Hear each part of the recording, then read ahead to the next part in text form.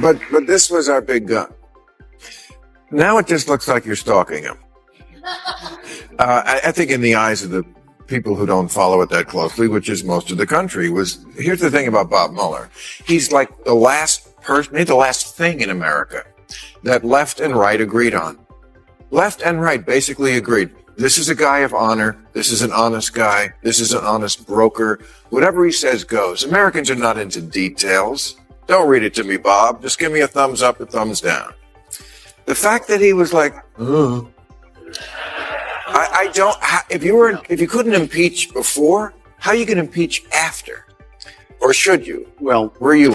Is not only a stone cold, hopeless loser, but he is one of the most. And that's with all of the difficulties and all of the fake investigations and the Adam Shifty Schiffs. Can you believe this guy? He's got the smallest neck I've ever seen. A political segment has recently gained major attention after a tense on-air confrontation between Bill Maher and Adam Schiff. What began as a standard discussion quickly escalated into a pointed exchange, with Maher pressing Schiff on past positions and public statements. The clip spread rapidly online, drawing strong reactions from viewers across the political spectrum. Bit by bit, drop by drop, we see our democracy evaporating. And you need to look at the cumulative total of all this and how much damage is being done. And I think my colleagues have to ask themselves, why am I here if not to defend this beautiful system we have? And speak out and act my conscience and whatever my voters do. I always tell my constituents, the job of a member of Congress is not to get reelected. It's to do the right thing and still find a way to get reelected. The broader conversation centered on how progressive politics have evolved as Donald Trump re-emerged as a dominant political force. Some analysts suggest that Democratic messaging has shifted in response to changing voter dynamics. The key issue raised is whether those shifts reflect genuine ideological development or tactical adjustments driven by electoral pressure. Not only a stone cold, hopeless loser, but he is one of the most corrupt, one of the most shameful, one of the most heinous individuals ever to serve in public office in America.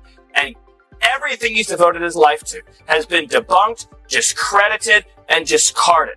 He literally represents the face of failure. His sole achievement in life was fighting a losing war against Donald Trump, and now President Trump is in the White House, and Adam Schiff is the leader of a dying and dethroned movement. It really is amazing. Think about what the Democrat Party is fighting. Stephen Miller also weighed in with pointed remarks about Schiff's leadership and influence. His comments were praised by critics of Schiff as direct and uncompromising, while opponents viewed them as politically motivated. Regardless of perspective, the added commentary intensified the spotlight surrounding Schiff's record. The only thing he cares about is himself and money, and going after the money is a way to bring about some real justice. Do you think he should? The reason why Joe Biden is going to beat Donald Trump is because at the end of the day, America is going to want a president who is a decent human being, who doesn't shit on other people, who has some interest in the American people, some interest in something beyond himself. I think at the end of the day, people are going to reject this bigoted, divisive figure. They're not going to want to put the country through. In previous years, Schiff spoke confidently about Trump's trajectory, frequently suggesting that his political standing would weaken over time.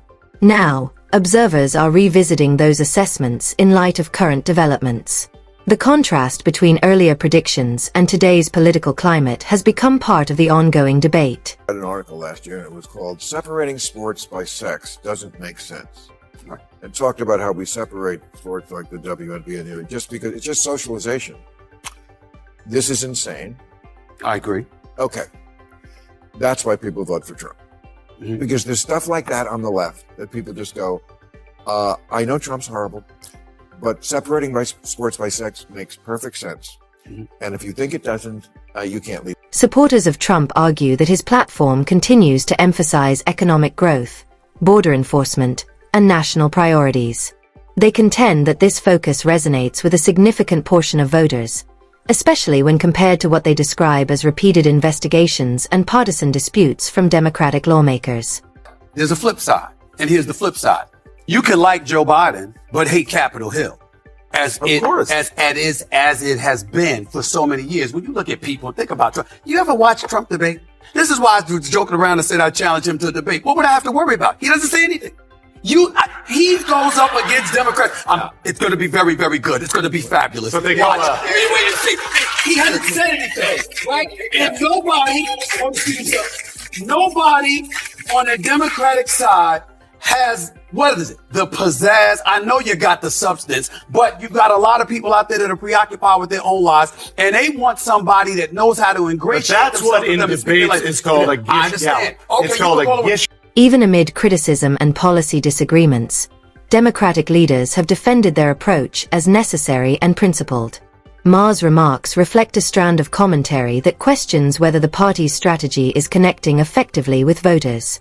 At the same time, Trump's rally speeches have amplified the back and forth, ensuring the issue remains in headlines. Adam Shifty Schiffs, can you believe this guy? He's got the smallest neck I've ever seen. And the biggest head. We call him watermelon head. I'd say, how could that big fat face stand on a neck that looked like this finger? How can it? It was the weirdest thing. It's a mystery. Nobody can understand it. But he's one of the most dishonest human beings I've ever seen. And, you know, how we can allow people like that to run in office is a shame, but we did. He was in charge of the witch hunt. You know, he was in charge of the fake witch hunt with Russia. It was a made-up story. Made up. Think of it. They make up a story. They know it's made up. It's gone on for a year and a half, 2 years. Russia. I knew nothing about it. The only thing I knew was that I taxed the pipeline that I told you about, that I put all sorts of sanctions and everything else. They never had a problem like they had with me. But it was Russia, constant, as a method of, what they did, is that was the complaint about why she lost an election, because crooked Hillary was expected to win the election. But they didn't see what we saw. We saw the biggest crowds in history gathering, only superseded by the crowds we just had.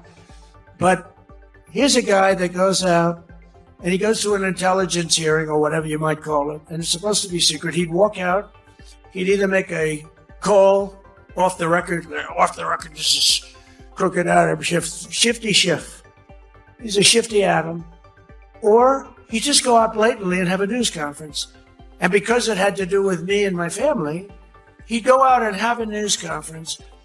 And he said, now you've got to remember, he knows it's a hoax because he made it up with crooked Hillary. So he knows it's a hoax because we're dealing with human beings on the other side. He'd say, Donald Trump Jr., the son of the President of the United States, will spend many years in prison because of what he's done with Russia. Now, think of that statement.